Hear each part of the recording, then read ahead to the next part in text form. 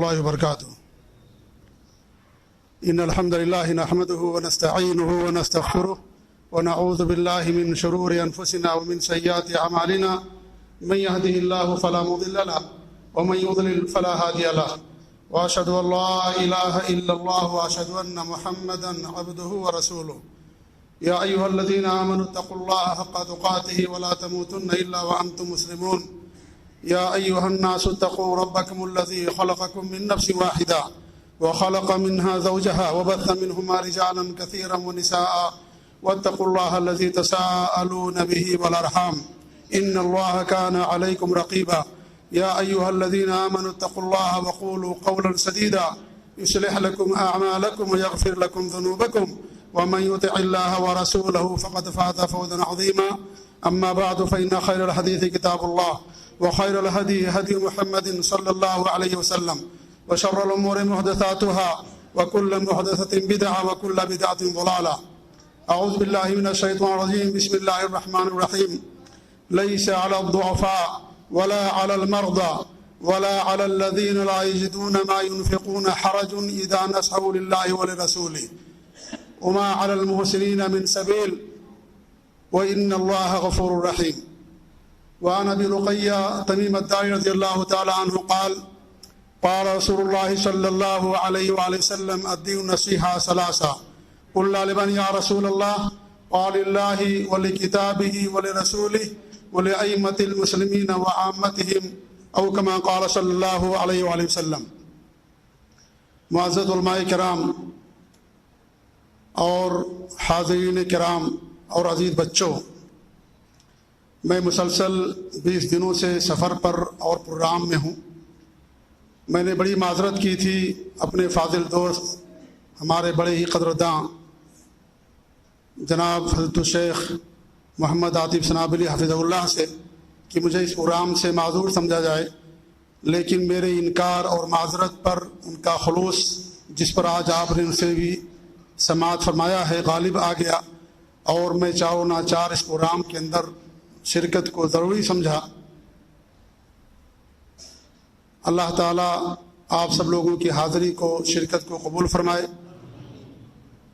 اور مجھے بڑی خوشی ہوئی اس پروگرام میں آ کر کے، کیونکہ یہاں آنے کے بعد میں نے یہاں کی جماعت کے معروف اور مشہور، جسے اگر محسن جماعت اور حاتم جماعت کہا جائے تو اس میں کوئی مبالغہ نہیں ہوگا، ان کے کارناموں کو، ان کی خدمات کو جناب عبدالخالق سلفی حفظہ اللہ صاحب سن کر کے مجھے بڑی خوشی ہوئی.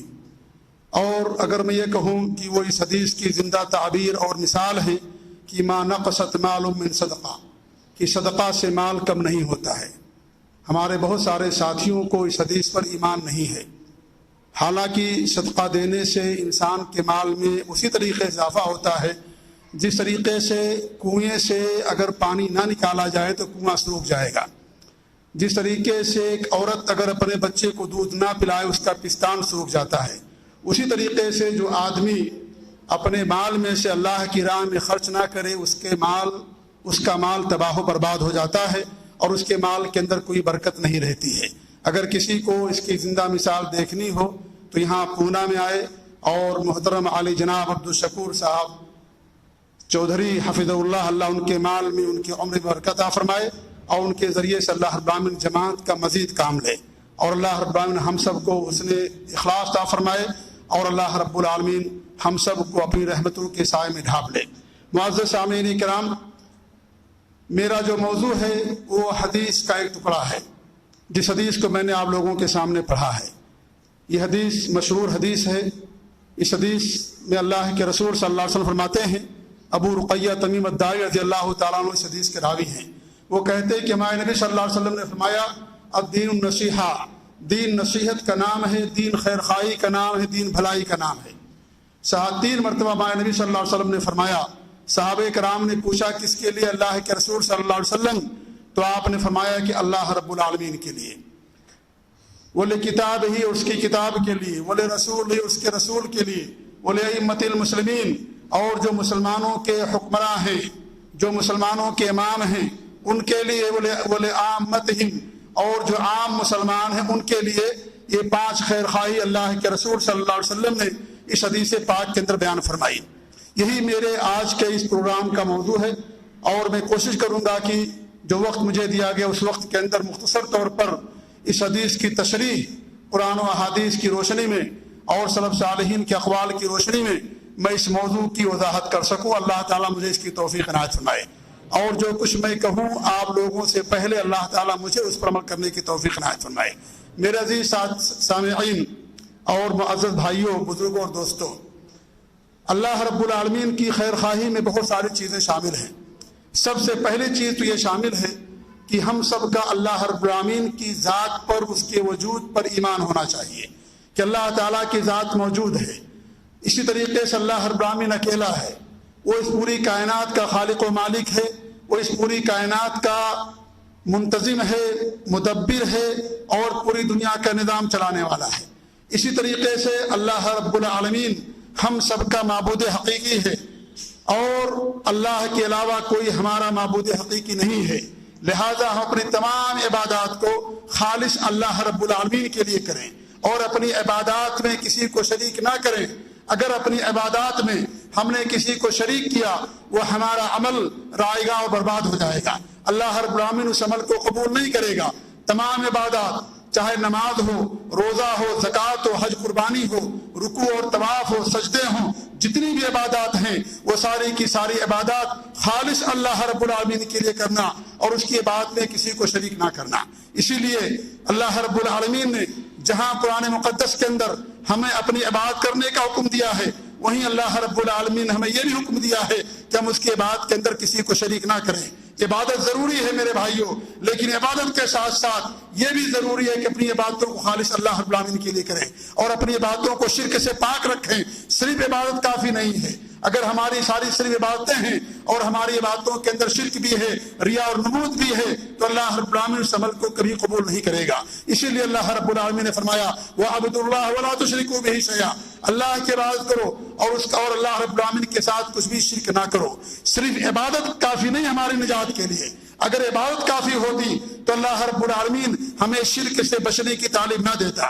اسی لیے اللہ رب العالمین نے ہمیں جا بجا جہاں عبادت کرنے کا حکم دیا ہے وہیں پر خاموشی اختیار نہیں کی، بلکہ اس کے بعد میں اللہ نے فرمایا وَلَا تُشْرِكُوا بِهِ شَيْئًا، اللہ رب العالمین کے ساتھ کچھ بھی شرک نہ کرو۔ سب سے پہلی آیت میں اللہ رب العالمین نے جو سورہ بقرہ میں جہاں اللہ رب العالمین نے ہمیں اور پوری انسانیت کو اللہ اپنی عبادت کرنے کا حکم دیا ہے، تو یہ اللہ رب العالمین نے بار بار ہمیں اسی بات کی تلقین کی ہے کہ ہم خالص اللہ رب العالمین کی عبادت کریں اور اس کی عبادت میں کسی کو شریک نہ ٹھہرائیں۔ اس طریقے سے اللہ رب العالمین کے بے شمار نام ہیں، ان ناموں پر ہمارا ایمان ہونا چاہیے۔ بے شمار اس کی صفات ہیں، ان صفات پر ہمارا ایمان ہونا چاہیے، اور ان نام و صفات سے اللہ تعالیٰ کو پکارنا چاہیے، اور اس طریقے سے اللہ رب العالمین کو یاد کرنا چاہیے۔ یہ تمام چیزیں اللہ رب العالمین پر ایمان لانے میں، اللہ رب العالمین کی خیر خواہی میں یہ تمام چیزیں شامل ہیں۔ ایسے ہمارا یہ بھی عقیدہ ہونا چاہیے کہ اللہ رب العالمین کی ذات عرش پر جلوہ فروز ہے، یہ بھی اللہ پر ایمان لانے میں داخل ہے، کیونکہ ہمارے مومن ہونے کے لیے یہ ایمان اور یہ عقیدہ ہونا ضروری ہے۔ اگر کسی کا ایمان اور عقیدہ نہ ہو کہ اللہ رب العالمین کی ذات عرش پر ہے، میرے بھائی وہ مومن نہیں ہے، وہ صاحب ایمان نہیں ہے، وہ بد ایمان ہے جس کے اندر ایمان نہ ہو کہ اللہ رب العالمین کی ذات عرش پر جلوہ افروز ہے۔ اللہ رب العالمین نے قرآن مقدس کے اندر 7 آیتوں میں بڑی وضاحت اور صراحت کے ساتھ فرمایا ہے کہ اللہ رب العالمین کی ذات عرش پر جلوہ افروز ہے، اور امام ابن القیم رحمۃ اللہ علیہ نے اپنی کتاب کے اندر بیان کیا ہے اپنے استاد محترم علامہ ابن تیمیہ رحمۃ اللہ علیہ کے حوالے سے کہ قرآن و حدیث میں اور اس طریقے سے جو قیاس ہے، انسان کی طبیعت ہے، اور اس طریقے سے جو انسان کی عقل ہے، ان تمام چیزوں کو اگر ملا لیا جائے تو 1000 سے زیادہ دلیلیں اس بات کی بنتی ہیں کہ اللہ رب العالمین کی ذات عرش پر جلوہ افروز ہے۔ اللہ رب العالمین نے جا بجا اور اس طریقے سے جہاں صراحت کے ساتھ بتایا کہ اللہ رب العالمین کی ذات عرش پر ہے، وہیں قرآن کریم کے اندر بہت ساری آیتیں ہیں جو اس بات پر دعوت کرتی ہیں کہ اللہ رب العالمین کی ذات عرش پر جلوہ افروز ہے۔ میرے معزز سامعین، میں ایک حدیث پڑھ کر کے اپنی بات کے آگے بڑھاؤں۔ وہ حدیث معاویہ بن حکم والسلمی رضی اللہ تعالیٰ عنہ کی ہے، بڑی مشہور حدیث ہے، اسے بارہا آپ لوگوں نے سنا ہوگا۔ ان کے پاس ایک لونڈی تھی جو لونڈی احد پہاڑ کے پاس اور اس طریقے سے چھوٹی چھوٹی پہاڑیاں ہیں وہاں پر بکریاں چرایا کرتی تھی۔ ایک مرتبہ معاویہ بن حکم السلمی رضی اللہ تعالیٰ عنہ وہاں تشریف لے گئے اور یہ دیکھتے ہیں کہ ان کی ایک بکری غائب ہے، انہیں بڑا غصہ آیا اور غصے کے عالم میں اپنی اس لونڈی کو ایک تھپڑ رسید کر دیا۔ مارنے کے بعد انہیں ندامت کا احساس ہوا کہ میں نے اس لونڈی کو مارنے کے بعد مار کر کے کوئی بہت بڑا کام انجام نہیں دے دیا ہے، بڑا افسوس ہوا۔ وہ اللہ کے رسول صلی اللہ علیہ وسلم کے پاس تشریف لائے اور اس طریقے سے کہنے لگے کہ میں اس لونڈی کو آزاد کرنا چاہتا ہوں۔ ہمارے نبی نے فرمایا اس لونڈی کو میرے سامنے حاضر کرو، میں اس لونڈی کا امتحان لوں گا۔ اور جب اس لونڈی کو آپ کے سامنے حاضر کیا گیا، آپ نے 2 سوال کیا۔ سب سے پہلا یہ سوال تھا کہ این اللہ، اللہ رب العالمین کی ذات کہاں ہے؟ میرے بھائیوں، کسی کا ایمان جانچنے کے لیے، اس کا ایمان پرکھنے کے لیے یہ بنیادی سوال ہے کہ کسی کا ایمان اگر جانچنا سوال کیا جائے کہ اللہ رب العالمین کی ذات کہاں ہے۔ آپ نے پہلا سوال یہی کیا کہ اللہ رب العالمین کی ذات کہاں ہے۔ اس نے کہا کہ اللہ کی تعالیٰ کی ذات فی السماء، آسمان پر ہے۔ یہاں پر فی اللہ کے معنی مراد ہے، جیسا کہ امام ابن کثیر رحمۃ اللہ علیہ نے بیان فرمایا ہے اور اس کی دلیلیں بھی دی ہیں۔ الغرض اس خاتون نے، اس لونڈی نے جواب دیا کہ اللہ رب العالمین کی ذات اوپر ہے، آسمان پر ہے۔ آپ نے دوسرا سوال کیا میں کون ہوں؟ اس لونڈی نے کہا کہ آپ اللہ کے نبی ہیں، آپ اللہ کے رسول ہیں۔ ہمارے نبی نے جواب سننے کے بعد فرمایا آتقھا فإنھا مومنہ، اس لونڈی کو آزاد کر دو کیونکہ یہ لونڈی صاحب ایمان ہے، یہ لونڈی مومنہ ہے، اسے آزاد کر دو۔ ہمارے نبی صلی اللہ علیہ وسلم نے 2 سوالات فرمائے تھے۔ پہلا سوال اللہ تعالیٰ کی ذات کہاں ہے؟ اس نے کہا کہ اللہ کی ذات اوپر ہے۔ اور دوسرا سوال یہ تھا کہ میں کون ہوں؟ اس نے کہا کہ آپ اللہ کے نبی ہیں۔ اگر کسی کا ایمان یہ نہ ہو کہ اللہ کی ذات اوپر ہے، عرش پر ہے، یا اس طریقے سے ہمارے نبی صلی اللہ علیہ وسلم پر اس کا ایمان نہ ہو، وہ صاحب ایمان نہیں ہے۔ اور ہمارے نبی نے یہ جو سوال کیا میرے بھائیوں، اس سوال کے اندر ایک بات کی اور دلیل موجود ہے جو آج ہمارے ہاں بہت بڑا مسئلہ بنا ہوا ہے، اور بہت سارے لوگوں کا یہ عقیدہ ہے کہ ہمارے نبی صلی اللہ علیہ وسلم غیب جاننے والے تھے۔ میں ایسے لوگوں سے سوال کرنا چاہتا ہوں کہ اگر ہمارے نبی صلی اللہ علیہ وسلم کو غیب معلوم ہوتا تو آپ کہہ دیتے اس لونڈی اسے معاویہ بن حکم سلمی رضی اللہ عنہ سے کہ جاؤ اس لونڈی کو آزاد کر دو، میں جانتا ہوں صاحب ایمان ہے، اسے ہمارے پاس لانے کی ضرورت نہیں ہے۔ اگر آپ کو غیب معلوم ہوتا، آپ کو غیب نہیں معلوم تھا، اس لیے آپ نے اس لونڈی کو اپنے سامنے حاضر کیا اور 2 سوالات کیے۔ جب اس نے دونوں سوالوں کے صحیح جوابات دیے تو آپ نے اسے آزاد کرنے کا حکم دیا۔ اس سے معلوم ہوا کہ پہلی بات یہ معلوم ہوئی کہ ہر بندے مومن کا یہ عقیدہ ہونا چاہیے کہ اللہ رب العالمین کی ذات عرش پر ہے۔ اگر یہ ایمان نہیں ہے، اس کا یہ عقیدہ نہیں ہے، تو مومن کہلانے کا مستحق نہیں ہے۔ وہ مومن کہلانے کا مستحق نہیں جس کا عقیدہ یہ ہو کہ اللہ رب العالمین کی ذات ہر جگہ موجود ہے۔ آج بڑے بڑے چوکادریوں سے، بڑے بڑے مولویوں سے، بڑے بڑے لوگوں سے، مفتیوں سے سوال کرو گے تو سب سے پہلے آپ کے اوپر فتویٰ ڈال دیں گے کہ ایسا سوال کرنا شریعت کے اندر حرام ہے۔ میرے بھائیوں، یہ ہمارے نبی کی سنت ہے، یہ ہمارے نبی نے ایمان جانچنے کا ایک ہمیں کسوٹی دی ہے، ایک ہمیں معیار دیا ہے کہ کسی کا ایمان جانچنا ہو اس سے سوال کرو تمہارا کہ اللہ تعالیٰ کی ذات کہاں ہے۔ وہ فوراً آپ کے اوپر یہ فتویٰ ڈال دے گا کہ ایسا سوال کرنا غلط ہے، ایسا سوال کرنا حرام ہے کہ اللہ تعالیٰ کی ذات کہاں ہے۔ اللہ کے رسول نے سوال کیا تھا، جس کائنات کے رہبر ہیں، ہمارے اور آپ کے سب کے امام ہیں، پوری کائنات کے امام ہیں، نبیوں کے امام ہیں، سب کے امام ہیں اور متقیوں کے سردار ہیں۔ اس نبی نے سوال کیا تھا کہ اللہ رب العالمین کی ذات کہاں ہے۔ لہذا کسی کا ایمان جانچنے کے لیے یہ بنیادی سوال ہے، اس سے کسی کو انکار نہیں کرنا چاہیے۔ اور اگر یہ کوئی کہتا ہے کہ یہ سوال کرنا حرام ہے یا بدعت ہے دین کے اندر یا ناجائز ہے، وہ اللہ کے رسول کی سنتوں سے لا علم ہے، وہ لا واقف ہے، اللہ کے رسول کی حدیثوں کو جاننے والا نہیں ہے۔ اس لیے میرے بھائیوں، سب سے پہلے یہ سوال کیا کہ اللہ تعالیٰ کی ذات کہاں ہے۔ آج کتنے مسلمان ہیں، ان سے سوال کرو کہ اللہ کی ذات کہاں ہے، کچھ کہیں گے کہ میں نہیں معلوم، کچھ کہیں گے ہمارے دل کے اندر ہے، کچھ کہیں گے یہ عقیدے کا نام ہے، کوئی کہے گا کہ اللہ تعالیٰ کی ہر جگہ، اللہ تعالیٰ ہر جگہ موجود ہے۔ میرے بھائیو، عقیدہ کفری عقیدہ ہے، کفر اور شرک کا عقیدہ ہے عقیدہ رکھنا کہ اللہ تعالیٰ کی ذات ہر جگہ موجود ہے۔ یہ یہود و نصارہ کا عقیدہ ہے، یہ کفار و مشرکین کا عقیدہ ہے جو یہ عقیدہ رکھے کہ اللہ رب العالمین کی ذات ہر جگہ موجود ہے۔ وہ قرآن کی آیتیں بھی آپ کے سامنے پیش کر دیں گے کہ اللہ تعالیٰ وَهُوَ مَعَكُمْ أَيْنَمَا كُنتُمْ، کہ اللہ تعالیٰ تمہارے ساتھ ہے تم جہاں کہیں بھی ہو۔ میرے بھائیوں، میں کہنا چاہوں گا کہ یہ قرآن کی آیت کریمہ آج نازل نہیں ہوئی ہے۔ اس آیت کریمہ کو اللہ رب العالمین نے اپنے نبی پہ نازل فرمایا، ہمارے نبی نے اس آیت کا مفہوم سمجھا، آپ کے صحابہ نے مفہوم سمجھا، لہذا قرآن کریم کی آیتوں کا وہی مفہوم سمجھا جائے گا جو صحابہ نے سمجھا، جو سلف صالحین نے سمجھا۔ یہی فرق ہے، یہی ہمارے اور دوسرے لوگوں کے اندر بنیادی فرق ہے کہ ہم کتاب و سنت کو سلف صالحین کے فہم پر سمجھتے ہیں، یہی فرق کرنے والی چیز ہے۔ آج دنیا کا ہر مسلمان کہتا ہے کہ میں قرآن و حدیث کو مانتا ہوں۔ ایک خارجی سے پوچھو گے جو مسلمانوں کا قتل عام کرتا ہے وہ بھی کہے گا کہ میں حدیثوں کو قرآن کو مانتا ہوں۔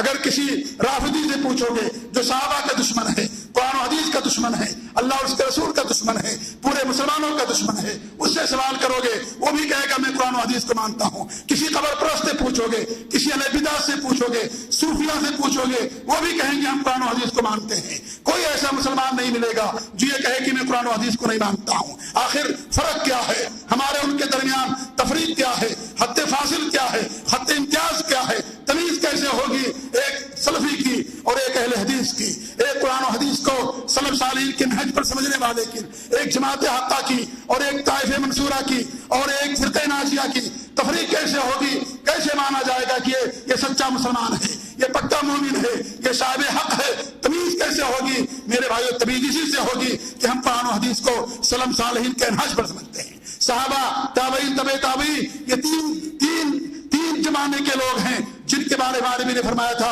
خیر الناس قرنی، سب سے بہتر زمانہ میرا زمانہ ہے، صحابہ کا زمانہ، ثم الذین یلونہم، پھر اس کے بعد ان کا زمانہ تابعین کا، ثم الذین یلونہم، پھر اس کے بعد ان کے بعد جو آنے والے ہیں تبع تابعین ہیں۔ یہ تبع تابعین ہیں، 3 صدی کے لوگ ہمارے لیے معتبر ہیں۔ ہم قرآن و حدیث کو انہی کے نہج پر سمجھتے ہیں، انہی کے فہم پر سمجھتے ہیں، لہذا اگر کوئی ان کے فہم سے اعراض کرے گا وہ مسلک سلف میں نہیں ہے، وہ جماعت حقہ کے اندر نہیں ہے، کیونکہ دین کو انہوں نے سمجھا ہے، دین پر عمل کیا ہے۔ اگر ہم دین کے اندر نئی چیزیں لے کر کے آئیں گے، نئی چیزیں پیدا کریں گے، قرآن و حدیث کو اپنی سمجھ کے مطابق سمجھیں گے، انسان گمراہ ہو جائے گا، خود گمراہ ہوگا، لوگوں کو گمراہ کرے گا۔ آج بڑے بڑے دانی اس وقت پیدا ہوئے، بڑے بڑے مفکرین پیدا ہوئے جنہوں نے قرآن کی اور حدیثوں کی منمانی تفسیر کی، اپنی سمجھ کے مطابق، اپنی سوچ کے مطابق، اپنی دانش اور فہم کے مطابق قرآن کریم کی تفسیر کی، راستے سے بھٹک گئے، خود گمراہ ہو گئے اور دوسرے لوگوں کو گمراہ کر دیا۔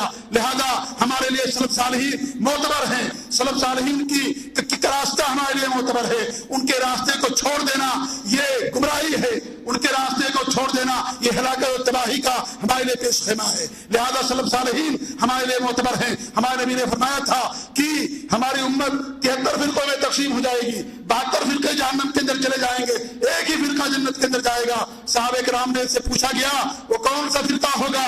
آپ نے فرمایا جس پر میں ہوں۔ یہیں پر آپ نے خاموشی اختیار نہیں کی بلکہ آپ نے یہ بھی فرمایا وما انا علیہ واصحابی، جس پر میں ہوں اور میرے صحابہ کاربند ہیں۔ صحابہ کا فہم، صحابہ کا عمل ہمارے لیے حجت ہے۔ لہذا ان آیتوں کو، جن آیتوں سے آج لوگ قرآن کی آیتوں کو جو اللہ رب العالمین کے وجود کو ثابت کرتی ہیں، جو اللہ رب العالمین کی عظمت پر اور اس کی قدرت پر دعوت کرتی ہیں، آج افسوس کی بات یہ ہے کہ سلف صالحین کی نہج کو چھوڑنے والوں نے آج ان آیتوں کو اپنی گمراہی کا ذریعہ بنا لیا ہے اور ان آیتوں کی منمانی تفسیر کر کے اپنے غلط عقیدے کو ثابت کرتے ہیں۔ میرے بھائیوں، ان سے ایک ہی سوال کیجئے کہ کیا صحابہ نے قرآن کی آیتوں کو نہیں سمجھا تھا؟ کیا صحابہ نے، تابعین نے، تبع تابعین نے، سلف صالحین نے، جن کے جو سبیل المؤمنین ہیں، جن کے راستے کو اپنانے کا حکم دیا گیا ہے، کیا انہوں نے قرآن کی آیتوں کو نہیں سمجھا تھا؟ میرے بھائیوں، امام اوزاعی اور اس طریقے سے بڑے بڑے محدثین اور بڑے بڑے تابعین فرماتے ہیں کہ تمام صحابہ کا اور تمام لوگوں کے اس بات پر اجماع ہے کہ اللہ رب العالمین کی ذات عرش پر جلوہ افروز ہے۔ یہ لوگ جس امام کے نام پر روٹیاں سیکتے ہیں، جس امام کی طرف اپنی نسبت کرتے ہیں، میں بتا دوں میرے بھائیوں کہ لوگ اپنے امام کو نہیں مانتے ہیں، اپنے امام کے عقیدے کو نہیں تسلیم کرتے ہیں۔ ان کے امام ابو حنیفہ رحمۃ اللہ علیہ نے فرمایا تھا کہ اگر کوئی عقیدہ رکھے کہ اللہ رب العالمین کی ذات عرش پر ہے لیکن یہ کہے کہ پتہ نہیں عرش کہاں ہے، آسمان پر ہے یا زمین پر ہے یا نیچے ہے، ایسا انسان مسلمان نہیں ہے، یہ کافر ہے۔ امام ابو حنیفہ کا عقیدہ ہے، ان کے شاگردوں نے، ان کے تلامذہ نے اپنی کتابوں کے اندر بیان فرمایا ہے۔ آج امام ابو حنیفہ کے نام پر جماعت بنانے والے وہ لوگ سن لے، امام ابو حنیفہ رحمۃ اللہ علیہ کا عقیدہ نہیں تھا۔ امام ابو حنیفہ کا عقیدہ وہ تھا جو انبیاء کا عقیدہ ہے، صحابہ کا عقیدہ ہے، سلف صالحین کا عقیدہ ہے کہ اللہ رب العالمین کی ذات عرش پر جلوہ افروز ہے۔ اتنے سخت تھے میرے بھائیوں وہ عقیدے کے اندر، اس لیے ہم ان کو اپنا امام مانتے ہیں۔ کاش یہ لوگ امام ابو حنیفہ رحمۃ اللہ علیہ کو عقیدے میں اپنے امام تسلیم کرتے، لیکن عقیدے میں امام ابو حنیفہ کو اپنے امام نہیں مانتے ہیں۔ اور یہ کوئی الزام نہیں ہے، الحمدللہ ہم کسی پر الزام نہیں لگاتے، خود ان کی کتاب ہے، عقائد علماء اہل سنت دیوبند کی کتاب ہے جس میں 100 سے زیادہ علماء کرام کی دستخطیں موجود ہیں۔ خلیل احمد سہارنپوری کی کتاب ہے، اس کتاب کے اندر بہت سارے علماء کرام کے دستخط موجود ہیں اور انہوں نے اس کتاب کے اندر بیان فرمایا ہے کہ ہم हम अकीदे के अंदर इमाम अबू हनीफा को नहीं, अबू हसन अशरी को, अबू मंसूर मातरीदी को अपना इमाम मानते हैं। हम तो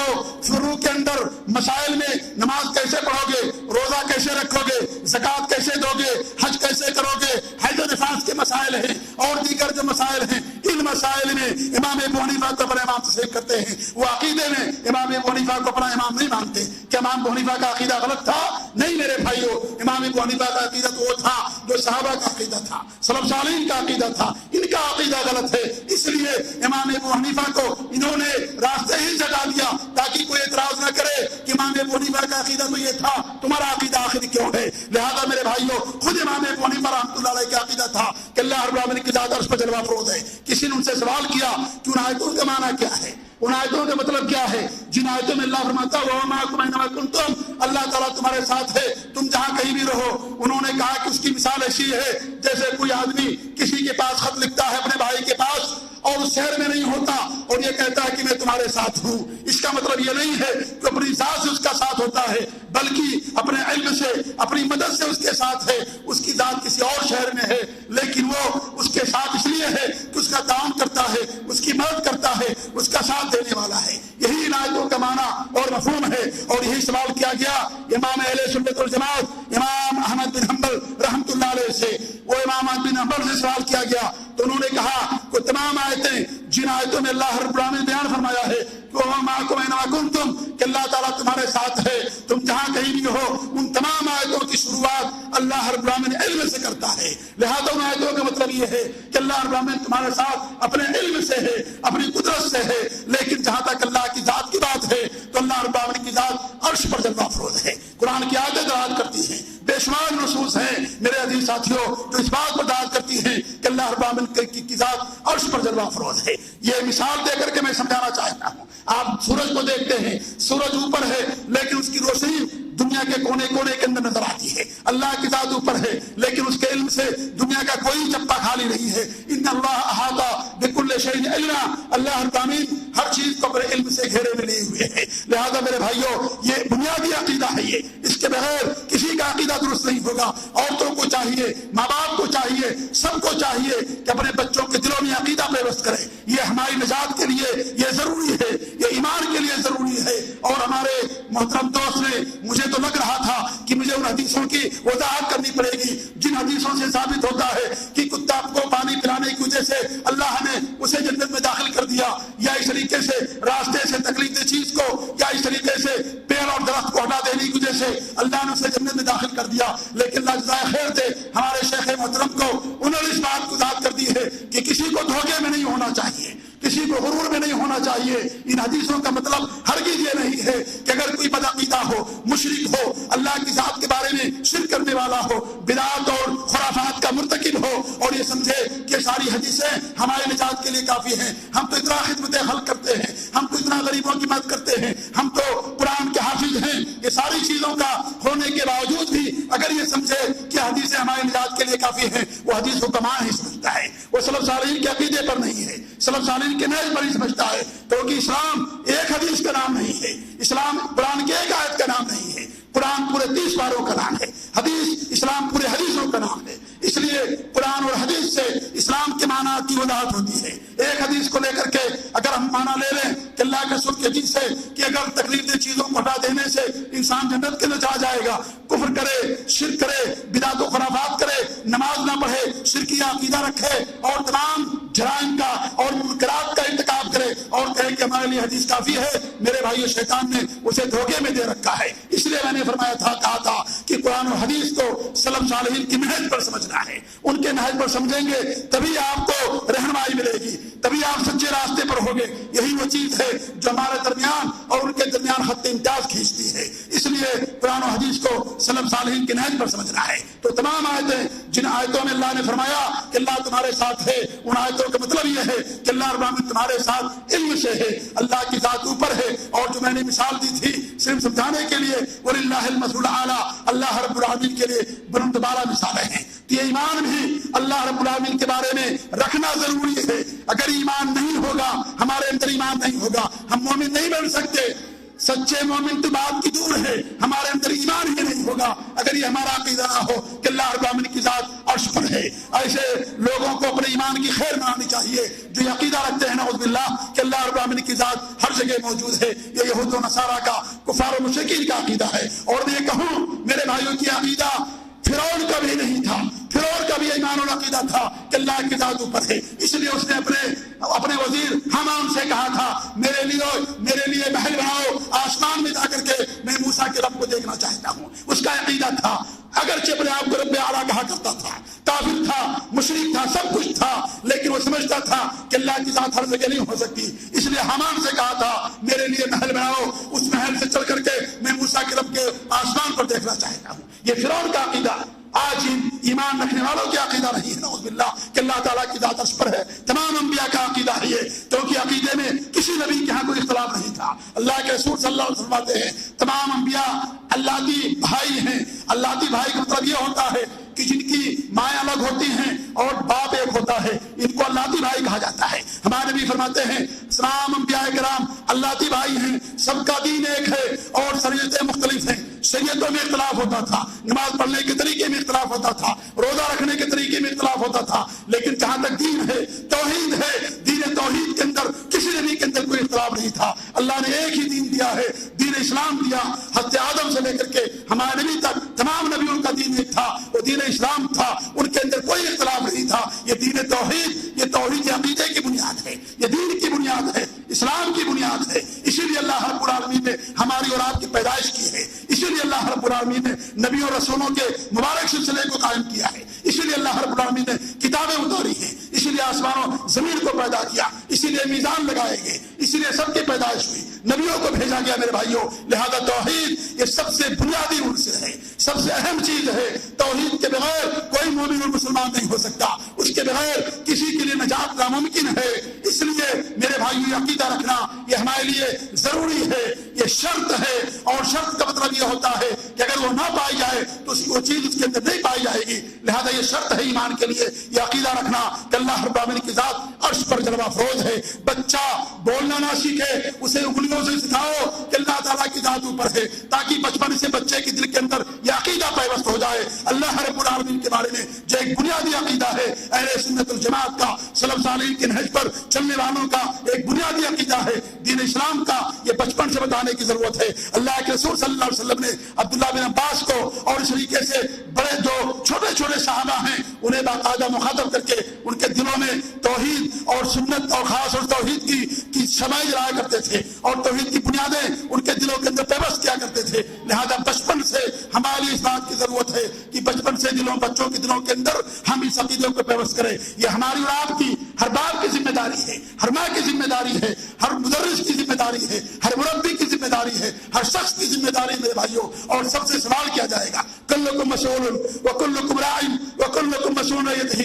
तुम में से हर आदमी निगहबान है, हर आदमी राई और चरवाह है, हर आदमी से क़यामत के दिन उसके बारे में सवाल किया जाएगा। मुदर्रिस से सवाल किया जाएगा, बच्चे उसकी गर्दनों में अमानत है, उनसे सवाल किया जाएगा। बच्चे तुम्हारे दर्श में हाजिर होते थे, तुमने कहां तक उन्हें तौहीद और सुन्नत की तालीम दी। माँ बाप से सवाल होगा। और याद रखो मेरी बात को मेरे भाइयों, क़यामत के दिन बाप से पहले सवाल किया जाएगा, माँ से पहले सवाल होगा, बेटों से बाद में सवाल किया जाएगा। बेटों से बाद में सवाल होगा कि बेटो तुमने अपने माँ बाप की खिदमत की कि नहीं की, उनके हुकूक अदा किए कि नहीं अदा किए, उनसे बाद में सवाल होगा। माँ बाप से पहले सवाल किया जाएगा, क्योंकि माँ बाप पर बच्चों का हक पहले आता है और बच्चों के हुकूक माँ बाप पर पहले होते हैं, माँ बाप के हुकूक बच्चों पर बाद में आते हैं। इसलिए मेरे भाइयों, जब तक बच्चा शौर की उम्र को ना पहुंचे, जब तक बुलुगत की दहलीज पर कदम न रखे, बच्चा किसी चीज का मुकल्लफ नहीं होता। लेकिन बाप हो बालिग है, सब कुछ है, लिहाजा बाप की पहली जिम्मेदारी है कि अपने बच्चों के दिलों में अकीदे तौहीद को पैवस्त करें,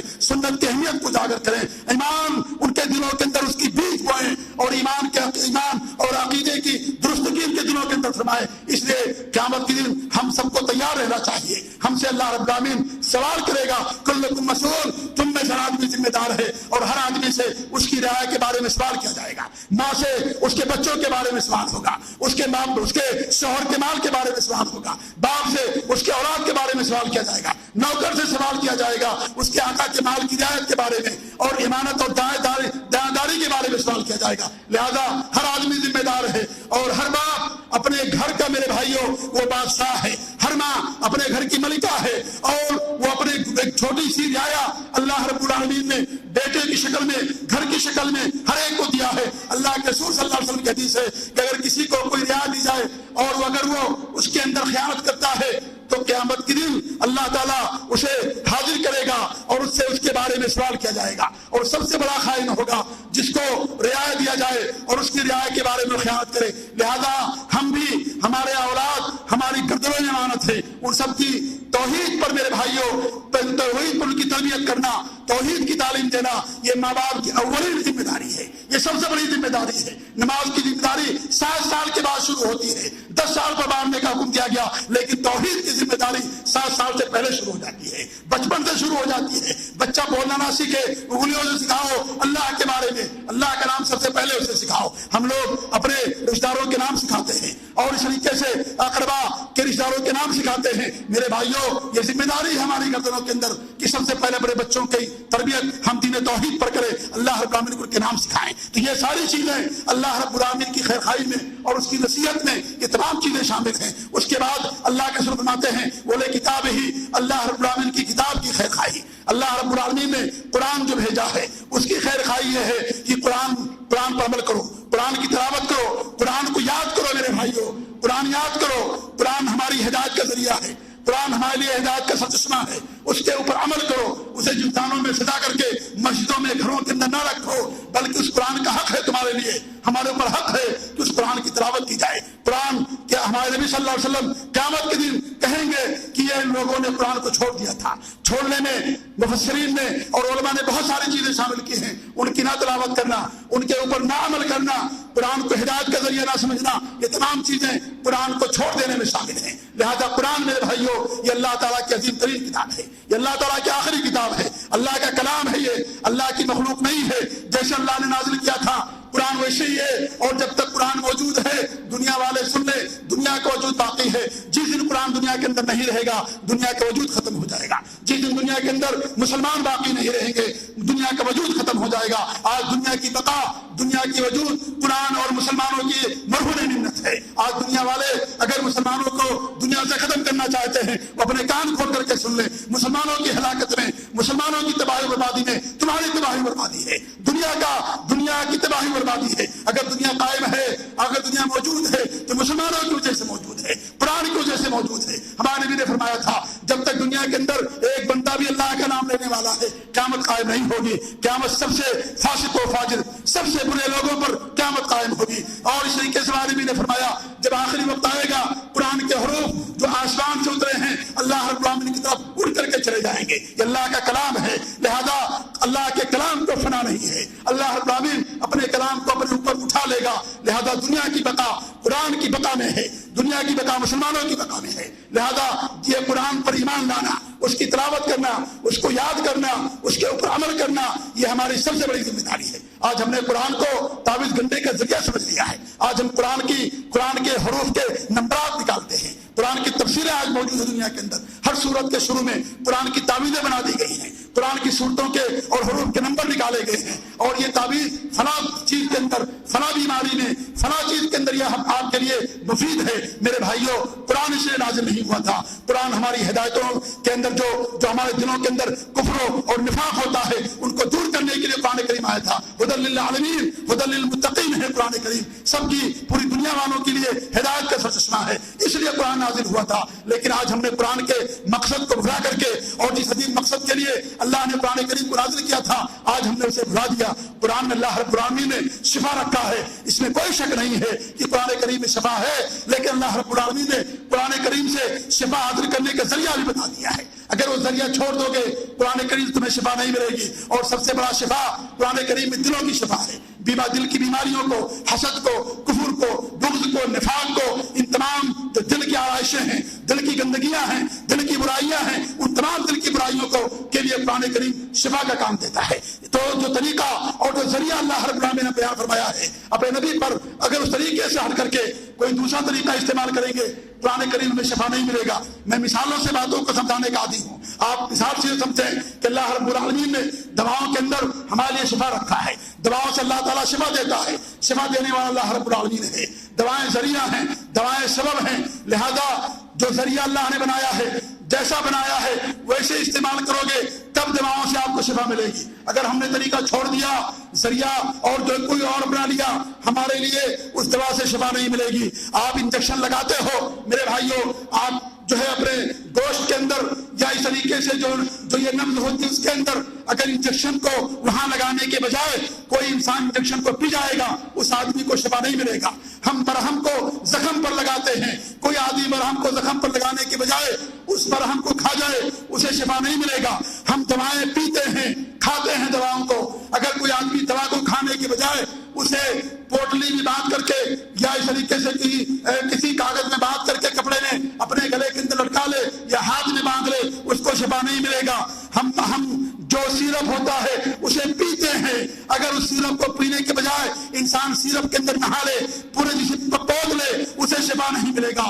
اللہ نے دوا کے اندر شفا رکھا ہے، کیا ہو گیا کہ شفا نہیں مل رہی ہے؟ اس کی وجہ یہی میرے بھائیوں کہ ہم نے وہ طریقہ چھوڑ دیا جو طریقہ اللہ رب العالمین نے قرآن سے شفا حاصل کرنے کے لیے اپنے نبی کو بتایا تھا، جس پر صحابہ نے عمل کیا تھا، سلف صالح نے عمل کیا تھا۔ اسی لیے اگر آج اس طریقے کو چھوڑ دیں گے، قرآن کو تعویذ بنا کر کے، گھنٹے بنا کر کے، اس کے نمبرات نکال کر کے، یہ قرآن کی سب سے بڑی توہین ہے، قرآن کا سب سے بڑی گستاخی ہے یہ قرآن کے حروف نکالنا۔ میرے بھائیوں، آج جو عشق رسول کا، محبت رسول کے دعوے دار ہیں، کتنے افسوس کی بات یہ ہے کہ آج پوری فوج لگی ہوئی ہے، پوری جماعت لگی ہوئی ہے جو قرآن کریم کے نمبرات نکالنے میں مصروف ہیں، انہیں تنخواہیں دی جاتی ہیں کہ قرآن کریم کے حروف کے نمبرات نکالو، سورہ فاتحہ کا نمبر نکالا، سورہ اخلاص کا نمبر نکالا، پورے سورہ یاسین کے نمبر نکالا، اس طریقے سے پورے قرآن کریم کی سورتوں کے نمبر نکالنے میں مصروف ہے۔ میرے بھائیوں، یہ قرآن کی سب سے بڑی توہین ہے۔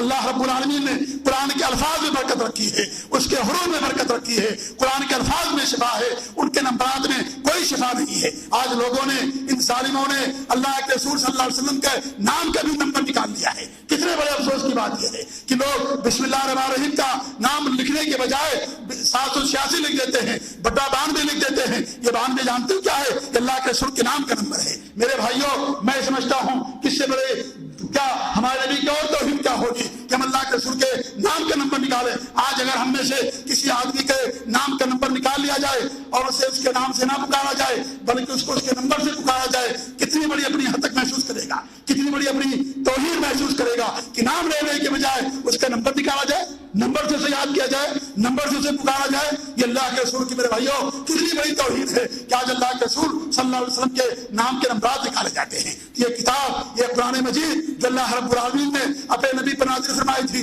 جبریل امین کے ذریعے سے جبریل امین نے قرآن کو سنا، ہمارے اللہ رب العالمین نے اسے پڑھ کر کے سنایا، جبریل امین نے ہمارے نبی کو پڑھ کر کے سنایا، ہمارے نبی نے پورے صحابہ کو پڑھ کر کے سنایا، صحابہ نے تابعین کی ایک سلسلہ ہے، ایک کڑی اور ایک چین ہے جو چلتی آ رہی ہے اور قیامت تک چلتی رہے گی۔ یہ اللہ کا کلام میرے بھائیوں، یہ مخلوق نہیں ہے اور اللہ رب العالمین نے اسے محفوظ کر دیا ہے، قیامت تک محفوظ رہے گا۔ اور بتا دوں میرے بھائیوں اہل حدیث، سن لو کہ اللہ رب العالمین نے جہاں قرآن کریم محفوظ کیا ہے وہی اپنے نبی کی حدیثوں کو بھی محفوظ کر دیا ہے۔ قرآن کی حفاظت میں حدیث کی حفاظت شامل ہے، کیونکہ اگر حدیث محفوظ نہ ہو دنیا کا کوئی بھی بندہ قرآن کریم کو نہیں سمجھ سکتا ہے۔ قرآن کریم کو سمجھنے کے لیے حدیث کی ضرورت ہے، اسلام پر عمل کرنے کے لیے حدیث کی ضرورت ہے۔ اس لیے جہاں اللہ نے قرآن محفوظ کر دیا ہے وہی حدیثوں کو بھی محفوظ کر دیا ہے۔ قرآن کریم کو محفوظ کرنے کے لیے اللہ نے آسمان سے کوئی نئی مخلوق نہیں اتاری تھی، فرشتے نہیں آئے تھے، نہ زمین سے کوئی نئی مخلوق پیدا ہوئی تھی۔ اللہ نے قرآن کریم کو اپنے بندوں کے ذریعے سے، مفسرین کے ذریعے سے، حفاظ اور قراء کے ذریعے سے قرآن کو محفوظ کیا۔ اسی رب نے اپنے نبی کی حدیثوں کو، اپنے نبی کے فرمودات کو، اپنے نبی کے اعمال کو، اپنے نبی کی سنتوں کو محدثین کے ذریعے سے، علماء کے ذریعے سے محفوظ کر دیا ہے۔ ہمارے نبی کی کوئی سنت ضائع نہیں ہوئی ہے، کوئی عمل برباد نہیں ہوا ہے، کیونکہ ہمارے نبی کا عمل اسلام ہے، ہمارے نبی کی حدیث سنت ہے، اور اس کے بغیر نہ اسلام مکمل ہو سکتا ہے نہ قرآن مکمل ہو سکتا ہے۔ اس لیے قرآن کی حفاظت میں حدیث کی حفاظت شامل ہے میرے بھائیوں۔ اسی لیے اللہ رب العالمین نے قرآن کریم میں فرمایا ہے، اے لوگوں اللہ کی اطاعت کرو اور نبی کی اطاعت کرو، اور جو اہل امر ہیں ان کی اطاعت کرو، اہل امر میں علماء اور اس طریقے سے جو خلفاء سلاطین ہیں ان کی اطاعت کرو۔ پھر اللہ فرماتا ہے فَإِن تَنَازَعْتُمْ فِي شَيْءٍ، جب تمہارا کسی بھی چیز میں اختلاف ہو, معمولی چیزوں میں اختلاف ہو, فردوا اللہ و رسول, اسے اللہ اس کے رسول کی طرف لوٹا دو. اللہ کی طرف لوٹانے کا مطلب یہ ہے قرآن کریم کی طرف لوٹا دینا, اور نبی کی طرف لوٹا دینے کا دو مطلب علماء نے بیان کیا ہے. ایک مطلب تو ہمارے نبی کے زمانے میں تھا کہ جب آپ موجود تھے, جب مسئلے میں اختلاف ہوتا تھا, لوگ ہمارے نبی کے پاس آتے تھے, آپ اختلافات کو دور کر دیتے تھے. اور آپ کے چلے جانے کے بعد, آپ کے وفات کے بعد, آپ دنیا میں موجود نہیں ہیں, لیکن میرے بھائیوں آپ کی حدیثیں موجود ہیں, آپ کی سنتیں موجود ہیں. محدثین نے بڑی محنت کر کے اس حدیثوں کو محفوظ کر دیا ہے, اور یہ مسلمانوں کا در امتیاز ہے. دنیا کے اندر کوئی ایسی جماعت نہیں ہے, دنیا کے اندر کوئی ایسا فرقہ اور کوئی ایسا دین نہیں موجود باقی ہے جن کے ماننے والے نے اپنے اور جرح تعدیل اور حدیث کا جو فن پیدا کیا گیا, دنیا کے کسی بھی مذہب کے اندر نہیں پیدا کیا گیا. یہ در امتیاز ہے مسلمانوں کا, یہ در امتیاز ہے دین اسلام پر عمل کرنے والوں کا. تو اللہ رب العالمین نے حکم دیا ہے کہ نبی کی طرف لوٹا دو.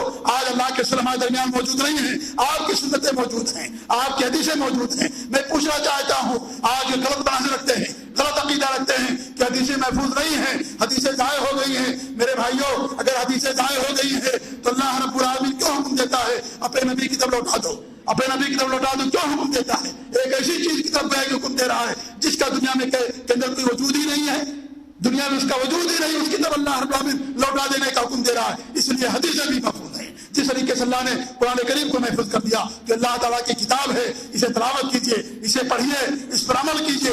ڈیلی ایک آیت یاد کریں گے, ایک سال میں آپ کو ایک پارا لگ بھگ یا ایک تہائی پارا آپ کے یاد ہو جائے گا. یہ بہت بڑا عالمیہ ہے آج ہمارا کہ ہمارے سینوں میں سب کچھ محفوظ ہے, گانے محفوظ ہیں, نعوذ باللہ, اور نہ جانے کیا کیا چیزیں محفوظ ہیں. اگر ہمارے سینے میں نہیں ہے تو اللہ کا کلام نہیں ہے. اس لیے میرے بھائیوں میں بڑا آسان نسخہ دیتا ہوں, پورے 24 گھنٹے میں قرآن کی ایک آیت یاد کیجئے, آپ کو ایک سال میں 360 آیتیں یاد ہو جائیں گی. اور 360 آیتوں کا مطلب یہ ہے کہ تیسرا پارا کا 3/4 گویا کہ آپ 3 حصہ گویا کہ آپ یاد کر لیں گے. آج کتنے مسلمان ہیں سورہ اخلاص کے علاوہ, سورہ فلق کے علاوہ, سورہ عصر کے علاوہ کوئی اور سورت یاد نہیں ہے, انہی صورتوں کو پڑھتے ہیں, انہی صورتوں کو نماز پڑھتے ہیں. میرے بھائیوں میں نہیں کہتے کہ آپ کی نماز نہیں ہوتی, لیکن یہ قرآن اللہ کا کلام ہے, اسے سینے میں رکھو, اسے یاد کرو, اس کے مطابق عمل کرو. یہ قرآن کریم کی خیر خواہی ہے. بولے کتاب ہی بولے رسول ہی, اللہ کے رسول کی خیر خواہی ہے میرے بھائیوں کہ اللہ کے رسول پر ایمان لانا, آپ نے جو باتیں بتائی ہیں ان کی تصدیق کرنا,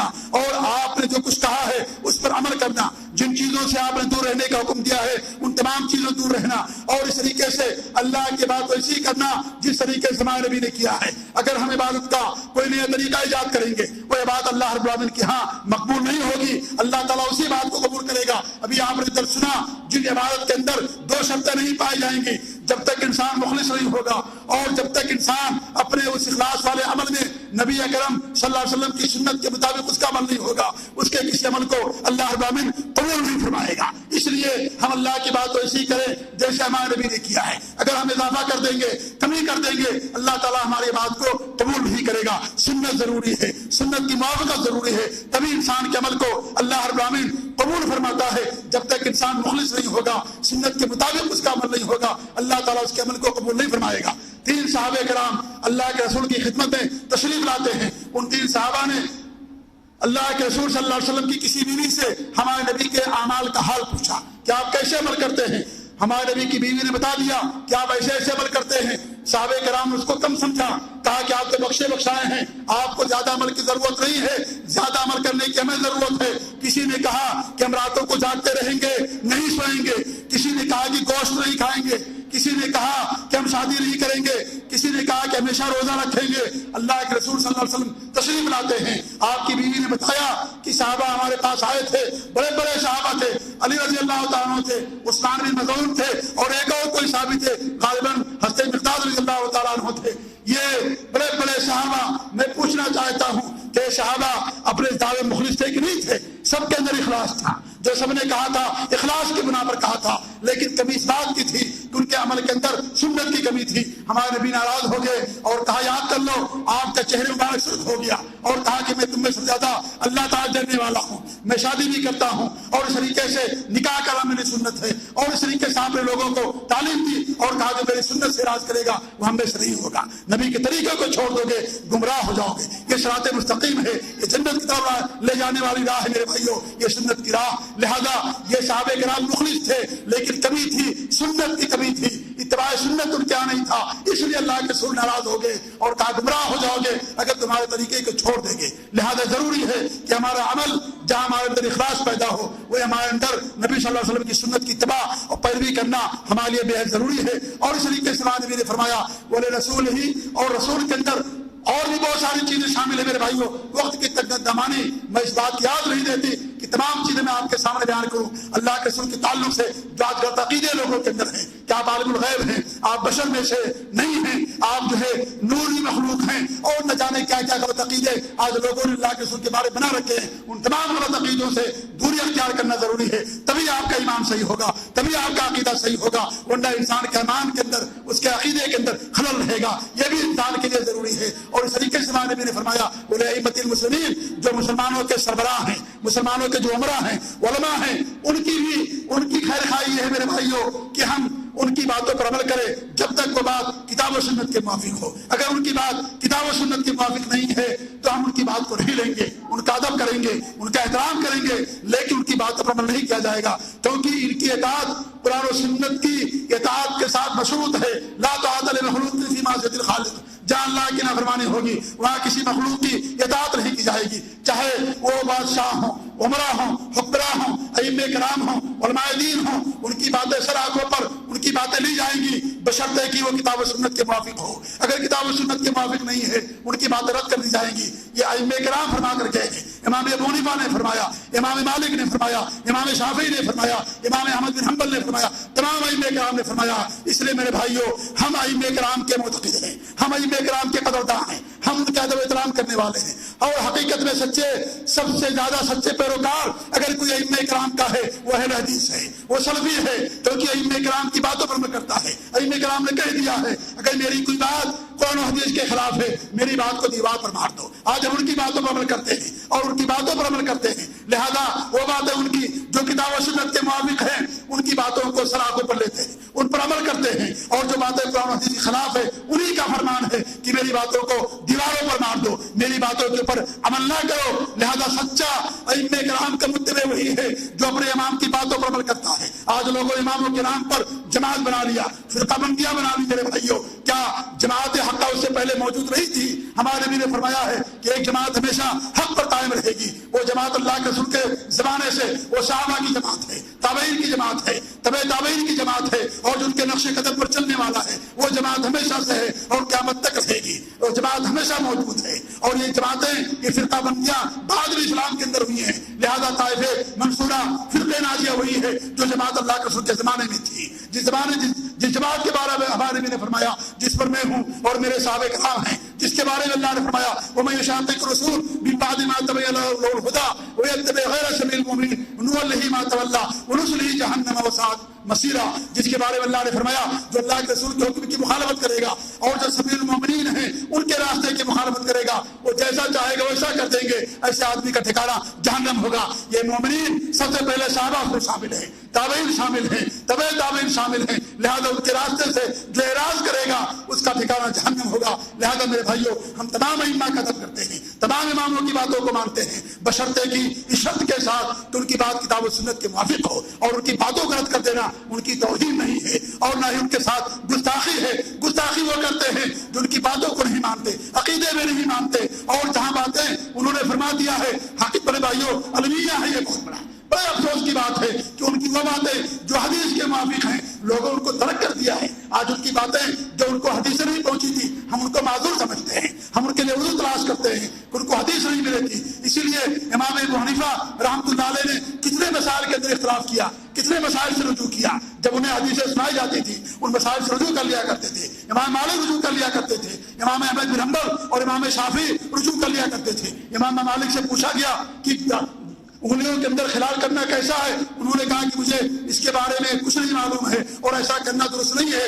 ایک ان کے شاگرد ہیں، انہوں نے کہا کہ اللہ کے رسول کی سنت ہے۔ امام علی فرماتے ہیں اگر یہ ہمارا شاگرد نہ ہوتا تو میں برباد ہو جاتا۔ اس کے بعد سے انہوں نے انگلیوں کے اندر اور داڑھیوں کے اندر خلال کرنے کا فتویٰ دینا شروع کر دیا۔ جب انہیں حدیث ملتی تھی میرے بھائیوں، سب سے زیادہ حدیثوں کی تعظیم کرنے والے صحابہ کے بعد، تابعین کے بعد یہی بے کرام ہیں، یہ سلف صالحین لوگ ہیں۔ جب انہیں کوئی حدیث ملتی تھی اپنی ساری باتوں کو رد کر دیا کرتے تھے۔ آج کے لوگ کیا سمجھے حدیث کی عظمت، جن کے دلوں کے اندر رگ رگ کے اندر تقلید جامد پیوست ہو چکی ہے۔ ہم صحابہ، ہم ائمہ کرام کے اصل جانشین ہم ہیں، ائمہ کرام کے اصل متبع ہم ہیں، ہم اصل ان کے قدرداں ہیں، ہم اصل ان کی پیروی کرنے والے ہیں، کیونکہ ہم ان کی ہر اس بات کو لیتے ہیں جو قرآن و حدیث کے موافق ہے، اور ان کی باتیں جن کے بارے میں کہہ دیا کہ میری بات اگر خلاف ہوگی اسے رد کر دینا، ہم ان کا رد کر دیتے ہیں اور ان کی توہین نہیں کرتے بلکہ ان کا ادب احترام کرتے ہیں۔ اور سب سے بڑا ادب قرآن کا ہے اور حدیث کا ہے، اس سے بڑھ کر کے کسی اور کا ادب و احترام نہیں ہو سکتا۔ تو ائمہ کرام کا ادب و احترام ہے۔ جو مسلمانوں کے حکمراں ہیں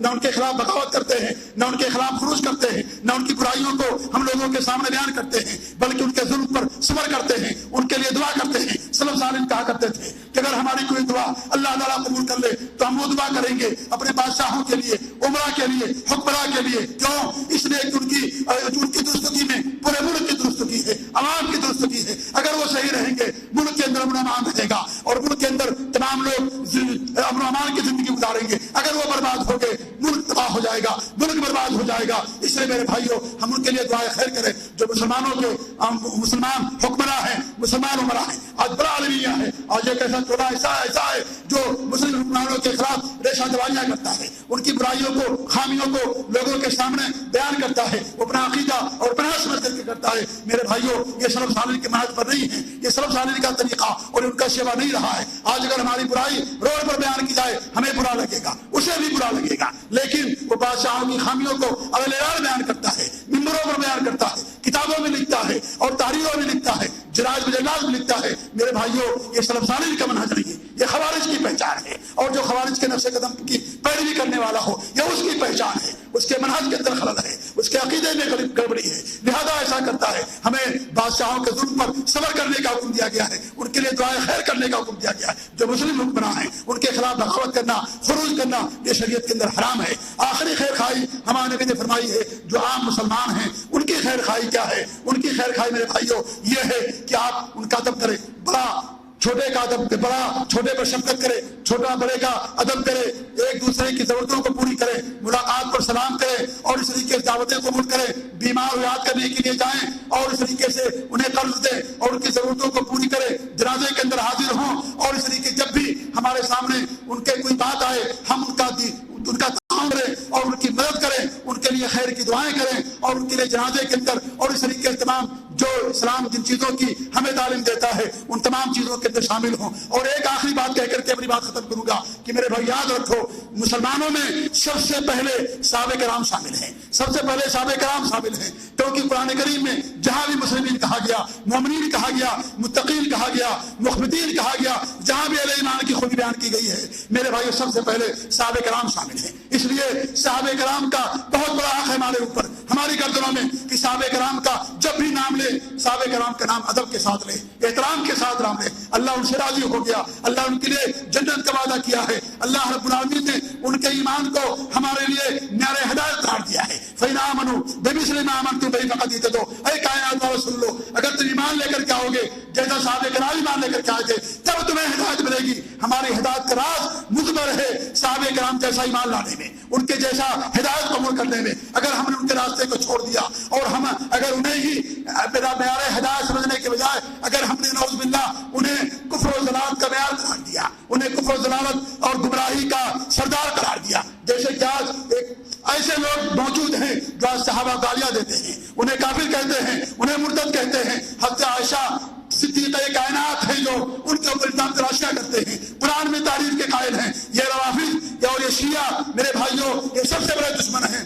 آپ کے دشمن ہیں، پورے قرآن کے دشمن ہیں، پوری انسانیت کے دشمن ہیں۔ جو اللہ جن سے اللہ راضی ہو گیا یہ لوگ ان سے راضی نہیں ہوتے، اور جو صحابہ پر کو جو سب و ستم کرے، جو صحابہ گالی دے، جو صحابہ سے راضی نہ ہو، یاد رکھ لو میرے بھائیوں، وہ ہم سے اور آپ سے راضی نہیں ہو سکتا۔ جو صحابہ کو گالیاں دے، اسے برا بھلا کہے، اسے کافر مشرکی کہے، اور اس طریقے سے جس کے اتنے برے عقیدے ہوں کہ اگر اسے حکومت ملے گی ابو بکر و عمر کی قبر کو نکال کر کے سولی دی جائے گی، بقی کے اندر حضرت عائشہ جو جنہیں دفن کر دیا گیا ہے ان کو نکال کر کے ان پر زنا کی حد لاگو کیا جائے گا۔ جس کا یہ عقیدہ ہو، جو صحابہ کو کافر سمجھے، میرے بھائیوں کیا وہ مسلمان ہو سکتا ہے؟ کیا وہ مومن ہو سکتا ہے؟ یہ صحابہ میرے بھائیوں جنہوں نے اسلام کو دنیا کے اندر پھیلایا ہے، یہ معیار ہدایت ہے، یہ سارے زندیق ہیں، یہ بدین لوگ ہیں، یہ بے ایمان لوگ ہیں جو آج صحابہ کرام کو معیار ہدایت سے نکال کر کے نعوذ باللہ ان کو متون کرتے ہیں تاکہ اسلام کی بنیادوں کو ہلا دیں، اسلام کو کی بربادی چاہتے ہیں، اس لیے کیونکہ صحابہ کے ذریعے سے